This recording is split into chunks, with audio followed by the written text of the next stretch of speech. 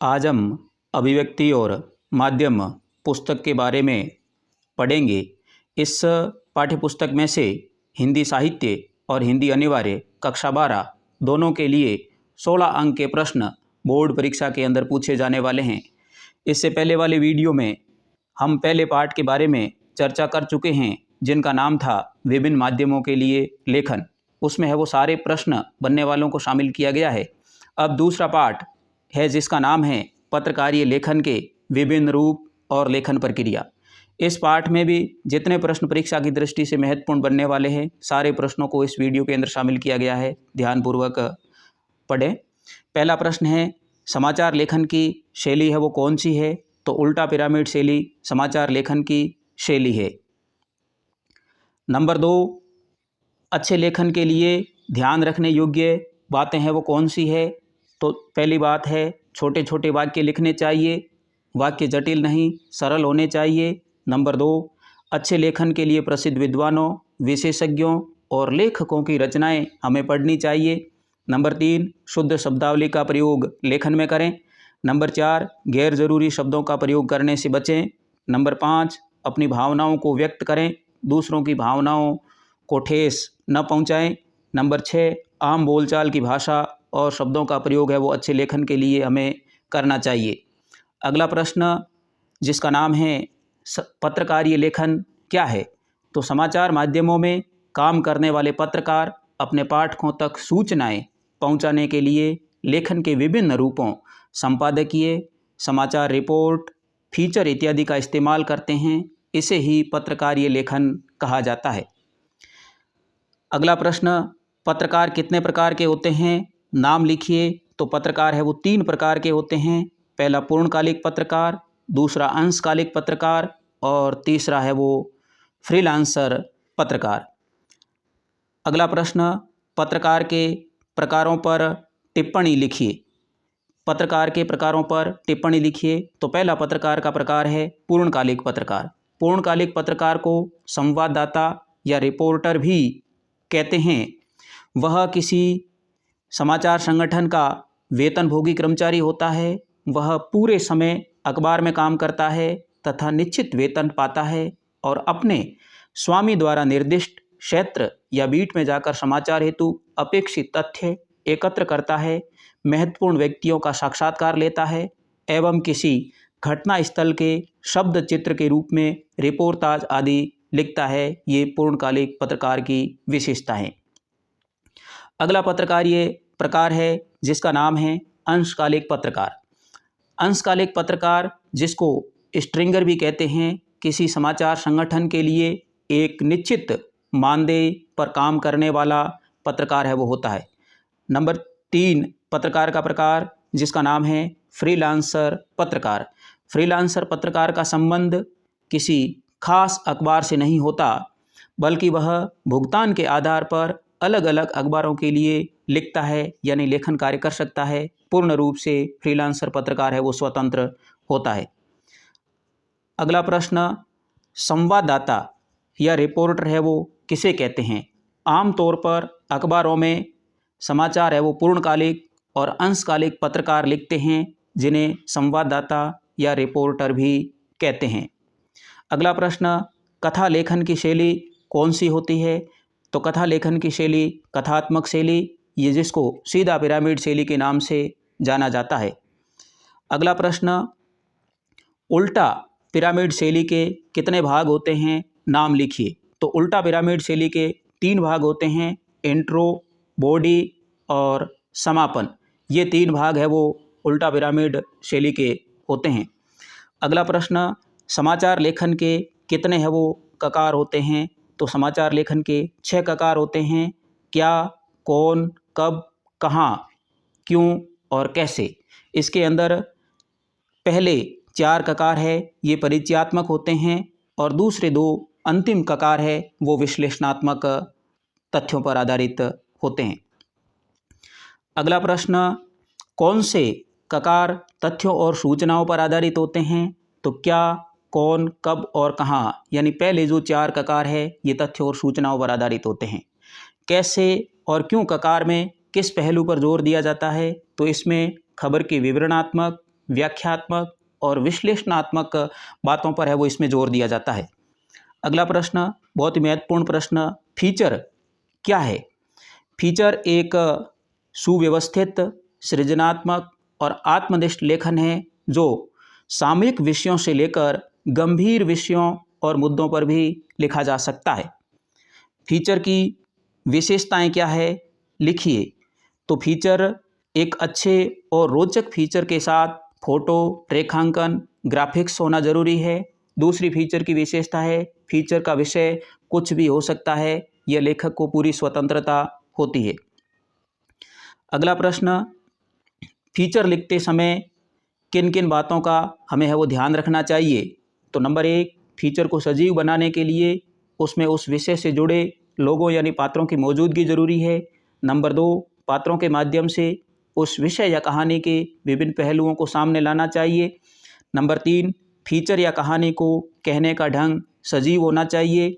Number 4, feature को मनोरंजक ढंग के साथ साथ सूचनात्मक भी होना चाहिए। तो ये फीचर की मुख्य विशेषताएं या लिखते समय ध्यान रखने योग्य बातें हैं। अगला प्रश्न, विशेष रिपोर्ट कौन कौन सी होती है, उनके नाम लिखिए। तो विशेष रिपोर्ट 4 प्रकार की होती है। पहली खोजी रिपोर्ट, दूसरी इन डेप्थ रिपोर्ट, तीसरी विश्लेषणात्मक रिपोर्ट और चौथी है वो विवरणात्मक रिपोर्ट के नाम से जाना जाता है। अब विशेष रिपोर्ट के जो प्रमुख प्रकार है उस पर टिप्पणी लिखिए। तो पहला प्रकार है खोजी रिपोर्ट। खोजी रिपोर्ट का इस्तेमाल आमतौर पर भ्रष्टाचार, अनियमितताओं और गड़बड़ियों को उजागर करने के लिए है वो किया जाता है। तो खोजी रिपोर्ट। दूसरी है in depth report. In depth report में सार्वजनिक तौर पर उपलब्ध तथ्यों, सूचनाओं, आंकड़ों की गहरी छानबीन की जाती है और उसके आधार पर किसी घटना, समस्या या मुद्दे से जुड़े महत्वपूर्ण पहलुओं को सामने लाया जाता है, वह इन डेप्थ रिपोर्ट कहलाती है। विश्लेषणात्मक रिपोर्ट, इसमें जोर किसी घटना या समस्या से जुड़े तथ्यों के विश्लेषण और व्याख्या पर होता है, उसे विश्लेषणात्मक रिपोर्ट कहते हैं। चौथी जो रिपोर्ट है उसका नाम है विवरणात्मक रिपोर्ट। इसमें किसी घटना या समस्या के विस्तृत और बारीक विवरण को प्रस्तुत करने की कोशिश है वो पत्रकार के द्वारा की जाती है। अगला प्रश्न, विचारपरक लेखन में कौन कौन से लेख है वो सम्मिलित है? तो संपादकीय लेख और स्तंभ लेख विचारपरक लेखन की श्रेणी में आते हैं। किसको अखबार की आवाज़ माना जाता है? तो संपादकीय पृष्ठ पर प्रकाशित होने वाले संपादकीय जो लेख होता है उसको अखबार की आवाज़ और उस अखबार की पहचान माना जाता है। अगला प्रश्न, संपादकीय लेख है वो कौन लिखता है? तो किसी अखबार में काम करने वाले संपादक और उसके सहयोगी जैसे उप संपादक, सह संपादक आदि है वो संपादकीय लेख लिखते हैं। अगला प्रश्न, संपादकीय लेख क्या है? तो संपादकीय पृष्ठ पर जो आलेख छपता है वह वास्तव में उस अखबार की अपनी आवाज़ माना जाता है। संपादकीय किसी घटना या समस्या के प्रति अपनी राय प्रकट करता है। संपादकीय लिखने का दायित्व पत्र के संपादक और उसके सहयोगियों का होता है। कोई बाहर का व्यक्ति संपादकीय लेख नहीं लिख सकता, इस बात को नोट करें। स्तंभ लेख क्या है? विचारपरक लेखन का एक प्रमुख रूप स्तंभ लेखन भी है। कुछ विशेष विषयों को लेकर कई लेखक प्रसिद्ध हो जाते हैं, उनकी एक खास लेखन शैली भी विकसित हो जाती है। अतः ऐसे लोकप्रिय लेखकों से अखबार में नियमित स्तंभ लिखवाने की परंपरा है। स्तंभ में लेखक अपने विचार स्वतंत्र रूप से अभिव्यक्त करता है और वह लेख उसी लेखक की वजह से पहचाना जाता है। अगला प्रश्न है, साक्षात्कार क्या है? तो समाचार माध्यमों में साक्षात्कार का अपना अलग ही महत्व है। साक्षात्कार के माध्यम से ही पत्रकार समाचार, फीचर, विशेष रिपोर्ट तथा उसके प्रकार के पत्रकारीय लेखन की पृष्ठभूमि तैयार है वो करता है। अगला प्रश्न, अच्छे साक्षात्कार हेतु जरूरी बातें हैं वो कौन सी है? तो पहली बात है, जिस व्यक्ति का साक्षात्कार लिया जा रहा है उस व्यक्ति के बारे में साक्षात्कार लेने वाले को पर्याप्त जानकारी होनी चाहिए। नंबर 2, साक्षात्कार से किस बात की जानकारी लेनी है, इसके लिए साक्षात्कारकर्ता को सजग रहने की विशेष आवश्यकता होती है।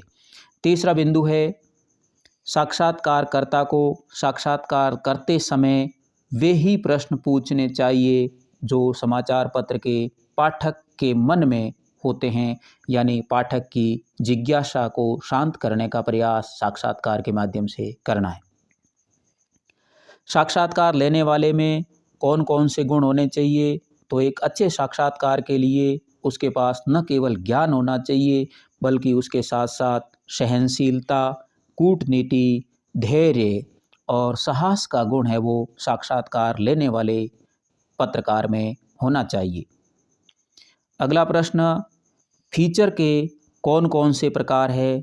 तो खोज परक फीचर, साक्षात्कार फीचर, व्यक्ति चित्र फीचर, यात्रा फीचर आदि है वो फीचर के प्रकार माने जाते हैं। अब अगले पार्ट की ओर चलते हैं जिसका नाम है विशेष लेखन स्वरूप और उसके प्रकार। पहला प्रश्न, विशेष लेखन किसे कहते हैं? तो किसी खास विषय पर सामान्य लेखन से हटकर किए गए लेखन को विशेष लेखन है वो कहते हैं। पत्रकारिता में है वो डेस्क किसे कहा जाता है? तो समाचार पत्रों, टीवी, रेडियो चैनलों में विशेष लेखन के लिए अलग डेस्क होता है जिन पर समाचारों का संपादन करके छपने योग्य है वो बनाया जाता है। उस स्थान को समाचार पत्र में या पत्रकारिता में डेस्क के नाम से पुकारा जाता है। अगला प्रश्न है, बीट किसे कहते हैं? तो संवाददाताओं के बीच काम का विभाजन, संवाददाताओं के बीच जो काम का विभाजन है उसे बीट कहते हैं। आमतौर पर उसकी दिलचस्पी और ज्ञान को ध्यान में रखते हुए ही काम का विभाजन किया जाता है। मीडिया की भाषा में इसे वो बीट कहा जाता है। अगला प्रश्न, बीट रिपोर्टिंग और विशेषीकृत रिपोर्टिंग में क्या अंतर है, स्पष्ट कीजिए। तो बीट की रिपोर्टिंग के लिए संवाददाता को उस क्षेत्र विशेष में जानकारी और रुचि का होना आवश्यक है। विशेषीकृत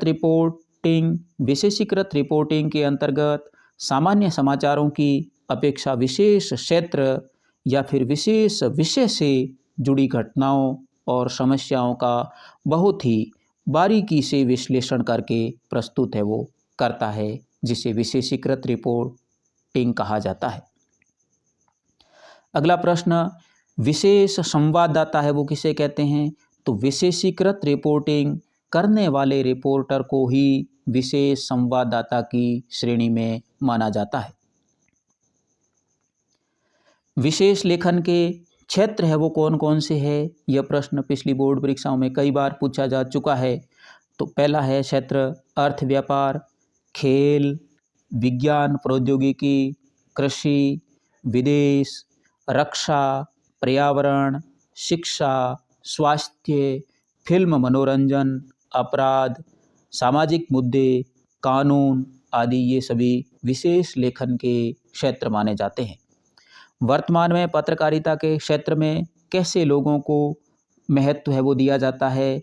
तो मास्टर ऑफ वन, यानी किसी एक विषय में जो पत्रकार विशेषज्ञता रखता है, ऐसे पत्रकारों को वर्तमान में पत्रकारिता के क्षेत्र में विशेष महत्व दिया जाता है।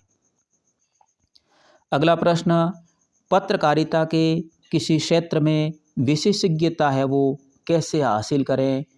तो अपनी रुचि के विषय में पत्रकारीय विशेषज्ञता हासिल करने के लिए उन विषयों से संबंधित पुस्तकें हैं वो ज़्यादा से ज़्यादा पढ़नी चाहिए। उसके बाद विशेष लेखन के क्षेत्र में सक्रिय लोगों के लिए खुद को अपडेट रखना बेहद ज़रूरी होता है।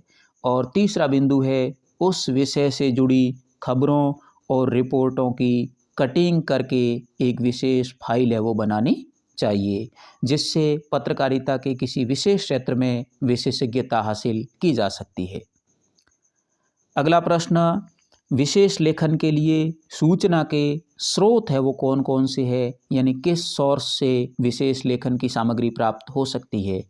तो पहला है विदेश मंत्रालय के सूत्र, प्रेस कॉन्फ्रेंस, साक्षात्कार, सर्वे और जांच समितियों की रिपोर्ट्स, उस क्षेत्र में सक्रिय संस्थाएं और व्यक्ति, संबंधित विभागों और संगठनों से जुड़े व्यक्ति, इंटरनेट और दूसरे संचार के माध्यम, और इसके अलावा स्थायी अध्ययन प्रक्रिया आदि है वो विशेष लेखन के सूचना के प्रमुख स्रोत माने जाते हैं।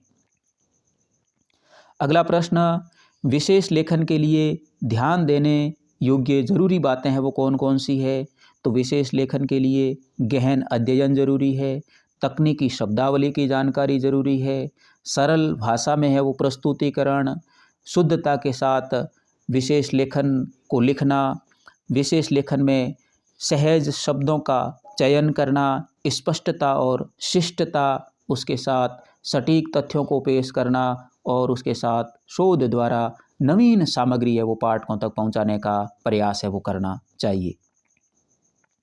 अगला प्रश्न, विशेष लेखन की भाषा शैली है वो कैसी हो। तो विशेष लेखन की भाषा सरल और समझ में आने वाली होनी चाहिए।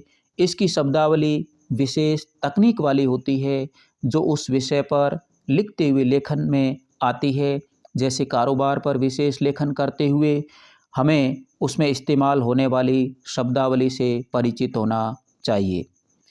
अगला प्रश्न, सामान्य लेखन का कौन सा सर्वमान्य नियम है जो विशेष लेखन पर भी लागू होता है। तो सरलता और स्पष्टता, ये दोनों बातें पत्रकारिता के अंदर, भले विशेष लेखन की बात हो या फिर सामान्य लेखन की बात हो, ये दो बिंदु है वो हमेशा पत्रकार को ध्यान में रखते हुए अपने लेखन को जारी रखना चाहिए। इसी के साथ इस दो पाठों से संबंधित जितने प्रश्न बन सकते थे सभी प्रश्न है वो समाप्त हुए। चैनल को सब्सक्राइब है वो ज़रूर करें। धन्यवाद।